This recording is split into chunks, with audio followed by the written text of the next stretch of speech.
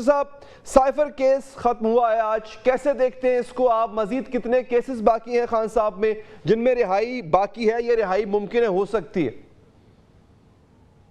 پہلے تو آج کے فیصلے پہ جو آج فیصلہ آیا ہے سائفر کیس میں پورے پاکستان کو مبارکباد دیتا ہوں۔ اس کیس کو میں اس طرح دیکھتا ہوں کہ دیر آیت درست آیت، آج انصاف جو ہے وہ جیتا ہے، کیونکہ نیچے جو کیس چلا تھا اور جس طرح، کیونکہ میں سارا اس میں انوالوڈ تھا، مجھے پتا ہے کہ کس طرح کتنا مس ٹرائل تھا اس کیس میں کوئی شہادت نہیں تھی، اس کیس میں وکیلوں کو پیش نہیں ہونے دیا گیا، اس کیس میں عمران خان صاحب کو اپنے دفاع میں کوئی شہادت پیش کرنے کی اجازت نہیں دی گئی۔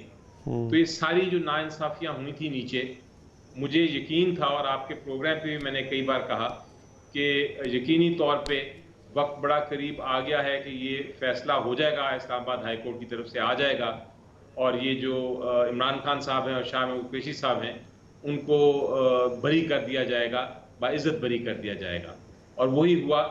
تو انصاف کا آج جو ہے وہ اس کی برتری ہوئی ہے، اس کی فتح ہوئی ہے۔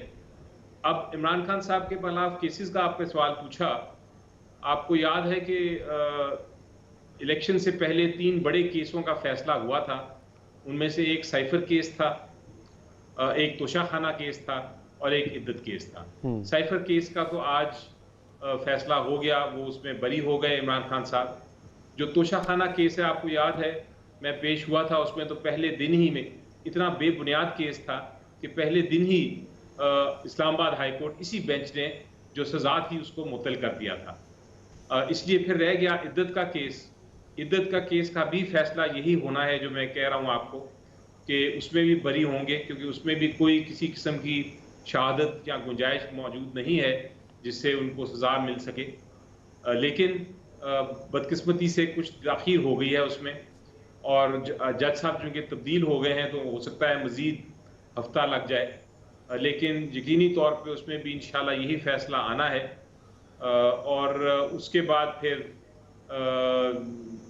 یقینی طور پہ جب یہ سارے کیسز ختم ہو جائیں گے تو عمران خان صاحب سے باہر آ جائیں گے۔ ویسے برسر صاحب کتنا وقت لگے گا عمران خان صاحب کو واپس عوام میں آنے میں؟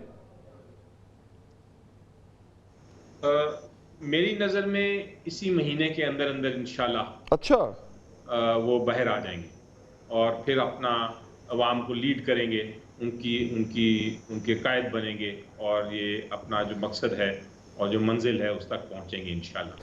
اچھا علی ظفر صاحب، بانی چیئرمین پر 9 مئی کے حوالے سے اب تک مقدمات نہیں بنے، جبکہ شاہ محمود قریشی پہ مقدمہ قائم ہے 9 مئی کا، حالانکہ ادارہ بھی بار بار کہہ چکا ہے کہ ہمارے پاس ثبوت ہے، اور وہ ایک طرح سے منصوبہ سازی کا الزام بھی لگا چکا ہے عمران خان پر۔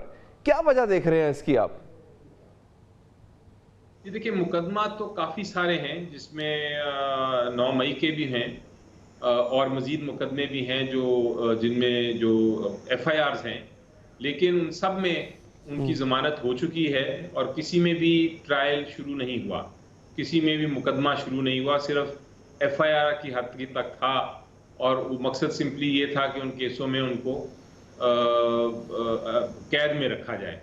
لیکن اب چونکہ ان سب میں ضمانت ہو گئی ہے تو وہ کیسز اپنی نوعیت کے ہیں، وہ چلیں گے، اگر آگے ان کو چلایا گیا تو ان کو کریں گے، لیکن فی الحال ان کے اندر عمران خان صاحب کو قید میں نہیں رکھا جا سکتا۔ اچھا علی ظفر صاحب، ماضی میں آپ نے، یعنی آپ سے مراد آپ اور آپ کی جماعت نے، جسٹس عامر فاروق جنہوں نے ریلیف دیا آج عمران خان صاحب کو سائفر کیس میں، ان پہ عدم اعتماد کا اظہار کیا تھا، بلکہ بڑے سخت جملے آپ لوگ استعمال کیا کرتے تھے۔ سیم گوز فار جسٹس قاضی فائز عیسیٰ، ان کے خلاف بھی بڑے سخت جملے استعمال کیا کرتے تھے۔ تو مخصوص نشستوں کے کیس میں آج ان کے ریمارکس بھی بڑے آپ کے اچھے ریمارکس سے، بلکہ ایک طرح سے آپ کے حق میں جاتے ہیں۔ تو کیا وجہ ہے سر، اب آپ کی اس میں آپ کی کیا رائے ہے؟ بلکہ آپ تو اس وقت اس ٹیم کا حصہ بھی تھے۔ دیکھیں، میری تو بڑی واضح، آپ اٹھا کے دیکھ لیجئے، بڑی واضح میری ایک موقف رہا ہے، اور وہ یہ ہے کہ الٹیمیٹلی عدالتوں میں انصاف ہوتا ہے۔ آپ کے خلاف کیس ضرور جا سکتا ہے، آپ کے خلاف فیصلے ہو سکتے ہیں، لیکن وہ فیصلے ایسے ہوتے ہیں پھر تاریخ اس کو جج کرتی ہے، تاریخ اس پہ فیصلہ کرتی ہے۔ مثلاً سمبل کیس ہوا، सिंबल ले लिया गया, लेकिन तारीख ने क्या फैसला किया? तारीख ने ये फैसला किया कि वो जजमेंट जो थी, वो जो ऑर्डर था सुप्रीम कोर्ट का, वो गलत था। और लेकिन हमने कम से कम मैंने तो किसी किस्म की जज साहिबान के खिलाफ कोई बात नहीं की, ना कभी करूँगा। मेरी नज़र में फैसले पे आप तनकीद कर सकते हैं।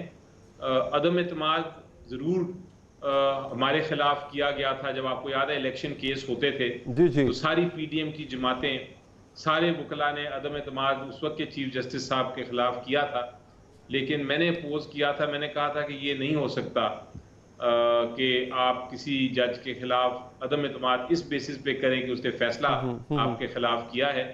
वो आपके पास अगर अपील का हक है, आप अपील करें। अगर अपील का हक नहीं, वो फाइनल फैसला है, तो फिर आप हिस्ट्री को फैसला करने दें कि वो दुरुस्त ऑर्डर था सुप्रीम कोर्ट का कि नहीं।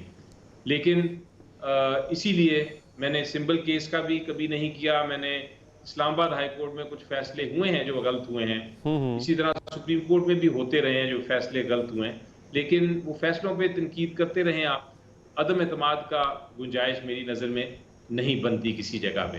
हाँ, अगर किसी जज के खिलाफ आपके पास सबूत हो जाए कि वाकई उसने कोई मिसकॉन्डक्ट किया है या उसके खिलाफ कोई ऐसा आपको शवाहिद मिल जाए, तो फिर आप रेफरेंस फाइल करें और रेफरेंस फाइल करके आप अपनी कार्रवाई आगे चलाएं। लेकिन अदम एतमाद सिर्फ इसलिए करना कि फैसला आपके खिलाफ किया है, इसकी गुंजाइश मेरी नज़र में हमारे कानून में नहीं है और हमें करनी भी नहीं चाहिए। आप अगर तारीख देखें तो पीटीआई नहीं बल्कि दूसरी जमातों ने ये हमेशा किया है। पीटीआई ने अभी तक इस केस में भी, जो आज केस चल रहा है, मेरी इत्तला के मुताबिक जो केस नशिस्तों का चल रहा है, रिजर्व सीट्स का, उसमें अदम एतमाद की कोई एप्लीकेशन फाइल नहीं की गई। ठीक है, बहुत बहुत शुक्रिया, आप हमारे साथ रहिएगा अली ज़फ़र साहब।